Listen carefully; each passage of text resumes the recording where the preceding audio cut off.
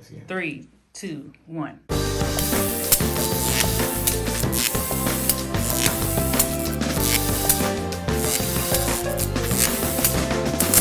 This is Behind the Pulpit. Hey, how you doing? Corey Spivey here of the Jackson Street Church of Christ. And this is Maury Casales with the Green Meadow Church of Christ. Everybody that's out there watching, we always appreciate you for joining in with us. And so we want you to share the word. Share.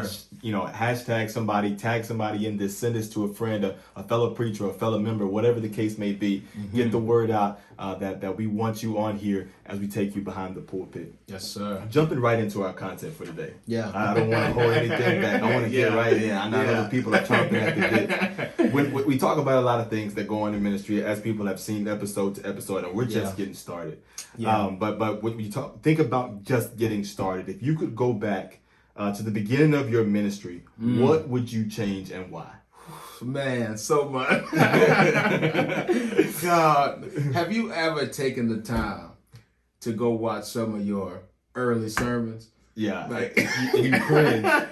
You cringe. Like I'm sure some of y'all have. Like I can't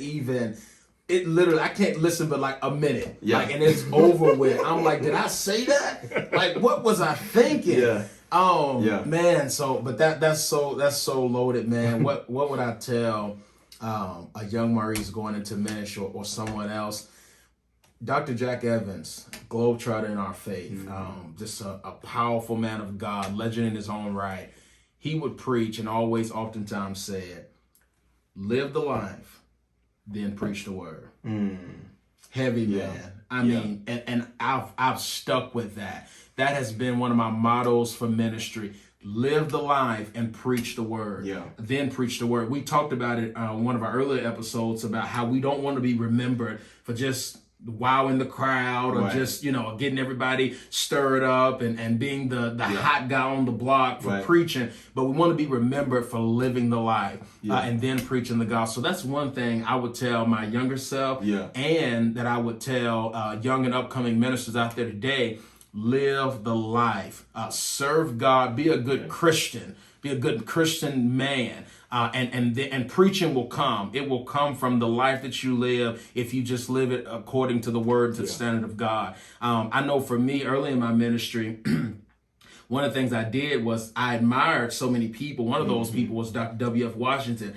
Doc, I literally preached a lesson, and I mean, I went back and watched it, and I had taken so much of his mannerisms and his, and even I was even to the point of I was preaching something that I hadn't even yet really fully grasped. Because I was so young and I just admired him and I wanted to be like him. So man, I was like, I can never do that again. That lesson was terrible because I wasn't really, I wasn't invested. I didn't spend enough time with it. I hadn't got there yet, and one of the things, and I'm going to pass it to you. One of the things that my uncle taught me in ministry was preach what you know. Listen, I don't care who you are. I don't care how long. Preach what you know, what God has convicted you on, what you've studied. Preach that. Don't preach anybody else's lesson, man. I'm telling you, because it'll come back to bite you. And last thing, man, that I would tell someone out there that I've stuck with: your talent will only carry you so far. It's your commitment that God uses to do exceedingly and abundantly above all you could ask for. Don't forget that, man. And I would tell my younger self that. With that being said, man, what would you tell a young Spivey? Man, that's powerful. Even before I answer this question, like the talent thing, especially because that's where I kind of found myself. Is because you kind of fall in this trap that we talked about in the last episode, where you do think it's all about, I can just get up there and say something. And you're in for a rude awakening. Absolutely. I often tell the story about like when I first got started preaching, and I don't even consider that me preaching yet. Like I was at a brotherhood picnic, and the speaker couldn't get there. And like people are looking around like, who's gonna come? And I'm looking along with them. Like, right. But the more people looked around, like their eyes locked on me. And I'm sitting here looking, I think I was like 19. I'm like, what y'all looking at me for? right. I ain't got nothing to say. And I remember they was like, yo, you up. Yeah. And I had always heard, always have a word in your back pocket. Yeah, right. Like always, right, my best friend. Be also you ready. Like seriously, be ready. Instant in season, out of season. Yeah. And I wasn't prepared, man. Yeah. And so I'm sitting here and I'm trying to think, like, what am I gonna talk about, man? Right. And Jamisa, she'll laugh at me all the time when I tell the story. I got up there, I started walking around, like I was mumbling around, and I just started yelling. Yeah. I'm like, I'm glad God woke me up this morning. If you ain't, I'm talking about I'm yelling. And people are like, whoa, what is this dude on? Yeah. But like seriously, so behind the pulpit moment, always be prepared. That's a free one. Right. Yeah. But yeah, man, just being prepared. Your talent want to take you so far. I like that. But if I could go back to the beginning of my ministry, one of the first things I would have told my younger self, and sometimes I talk about younger self being like last week. Sometimes, Yeah, right. But the real younger self, complain less. Yeah. Like really complain less, because what began to happen was I began to rob myself of valuable learning experiences. Yeah. Right? Because I had made myself a victim of my situations and not a student of my situations. Wow. And so as a victim, when I began, everything is not going right. And when I could have just been a student, and taken notes, so that when it came back around, I could pass it, man. Wow. So younger me, like, yo, that complaining was material to learn from. Yeah. Seriously, man. That's the first thing. Yeah, that's heavy. Like, God. seriously, and going back to the joke about, not being prepared, like, plan before the opportunity presents itself. Yeah. Because what began to happen is that I began to get more opportunities. I could have been further along if I not only prayed for the opportunities but prepared for them as well. Yeah, that's good. Those are two things I would have told myself, but especially that first one. Yeah, that's good. And to your second point about preparation, I don't know who the original author was of the quote, and some of you all may know, but there's a quote out there that says success is when preparation meets opportunity. So always be preparing for the next opportunity. Yeah. So man, that's something too that I try to stick with in ministry, because sometimes you can get in those dry seasons and those rough seasons to where you're just preaching your lessons at your local congregation every now and then, and you're not really having a vision. You don't really know where you're going, and sometimes you can become lackadaisical and lethargic, and that happens to the best of us, but it's something to remember. It's like, what has God got next? Because he's so much bigger than our mind can fathom. And oftentimes we try to put him in this box. Well, and so we limit God to what our minds can handle. But we got to know that God is bigger, and however you perceive God, he's bigger than that. And even bigger than that, so we have to keep that in mind. So talking about all of this, man, about what we would say to our younger selves and to other people out there, man, what advice would you give to a young preacher, let's say 15, 16 years old, and some even starting even younger, but to a young preacher who has a desire to get into ministry, and he's trying, he's struggling, he's trying to figure it all out. What would you give to that young man? I'd give a couple of quick points. The first one would be to count the cost first. And in counting the cost, I was at the Connect conference at Creve Hall just last week, and I was listening to Hiram Kemp talk about how counting the cost, we often break down that verse of counting the cost as, if you can't get with it, then that's cool, you just dip. But he offered a great perspective of this verse of counting the cost is not about seeing if I'm up for it or not. It's about counting the cost, realizing how much it's worth, and that I can't turn away. And because I can't turn away, he said you prepare for what it comes with. And I thought that was a powerful point that Hiram made in counting the cost first. And I would say, when you count the cost, plan for the bad as well as the good. Like we like to look at the glitz and glamour of, if I get into this is going to happen. It's going to be great with this.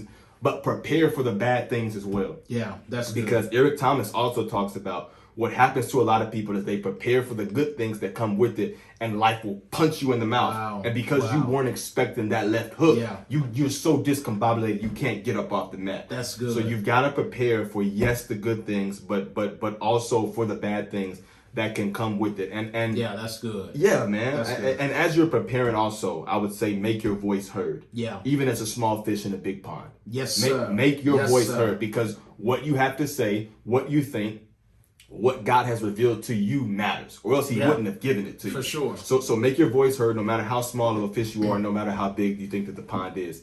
The last two things I would tell you is get a quality mentor. We talked about this in previous episodes. That's get good. a quality mentor as soon as possible, and be a sponge.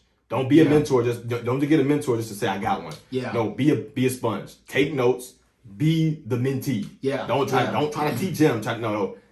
Take what they can give you. Yeah. And the last things, if you don't have one, if one is not there, pray God sends you That's one. it. I was just about to say that. That's it. He will respond. Prayer works. And the Yeah. last thing I would tell you as I turn it over, be patient while God works. Yeah. Be patient while God works. As we segue to letting you have this, I was listening to TD Jakes talk about how he was about to give up on ministry. Yeah. Until, and many of you may have seen this clip, but he talked about how God had intervened through a lady who came to him crying and was like, I needed you. Yeah. I needed you. Yeah. You know I what saw I'm saying? it. And so don't quit in the anxiety of everything isn't coming together, man. Yeah.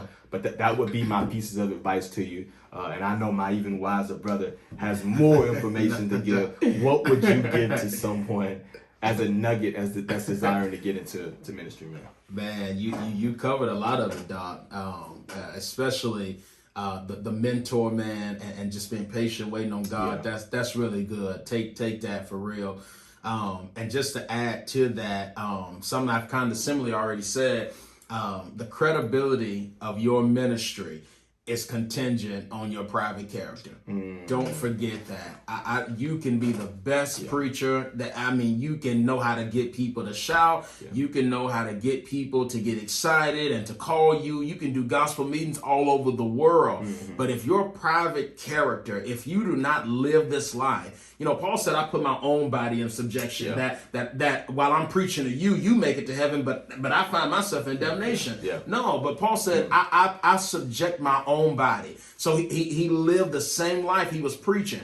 So practice what you preach. Live the life. Your ministry is contingent on your private character. And then I would also say that the success of ministry is not fabricated upon one's desire for it, but rather it's predicated upon your commitment to it. It goes back to what you said at the beginning when we talk about counting the cost. What we get in ministry and what we have in Jesus and the gospel, it is so huge. Like you said, you can't turn away from it. You can't run away from it. So you can't just have a desire for it, but you have to commit yourself to this. It's a commitment to the ministry. It's discipline. It takes discipline. It takes dedication. It's sleepless nights. It's missing events. It's all of that. And that's what this show is for. So if you are a young preacher out there and you're watching this show, know and trust and believe we've been there. We've been there. We know what the feelings that you're experiencing. We know the things that you're sacrificing. It will all pay off if you stay committed to God. He will reward you if you remain faithful to God. So that's what I would tell a young preacher, man, to stay committed, to live the life, practice what he preaches, and also be not only have a desire for it, but commit to it. And lastly, I would say study. Study.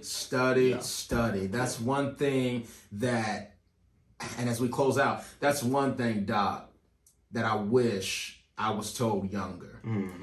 Because especially if you're talented and you have a gift and God is using you, people are lifting you up. I mean, they're just lifting you up constantly, and you're not getting that criticism that you need, that you can be a better preacher, that you can be a better minister, more effective, and so that's one thing that I would tell any young preacher. Yes, take the compliments, praise God for them, give God all the glory for them, but be sure you don't live in the compliments, because you will die by the criticism if you do. So be sure that you continue to study, no matter how much you grow. One thing I'm also living by now, Doc, is to grow low. Grow low. As much as God expands your ministry, your territory, all of that, you make sure you're growing lower in humility. As he's taking you higher, you're going lower. And as Corey always says, that I try to stay as low to the ground as I possibly can. And that's, we want to make sure we do that. So young preacher out there, and even those who have been in ministry a couple years as we have, keep growing, keep studying, remain faithful to God. And I tell you, if you follow some of these things that God has put on our hearts to say to you tonight, it will bless you in your ministry. Absolutely. Great talk.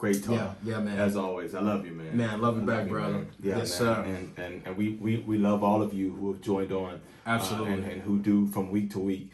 Listen, as we move into the next phase of what God has for Behind the Pulpit, we ask that you stay with us, continue to tag, continue to share, continue to give this information and these episodes to those people who you are around or who you come in contact with, as we begin to bring in those brothers from all around the world who God is using to do amazing and great things. Yes, sir. From the smallest to the largest of the totem pole of fame and so many things.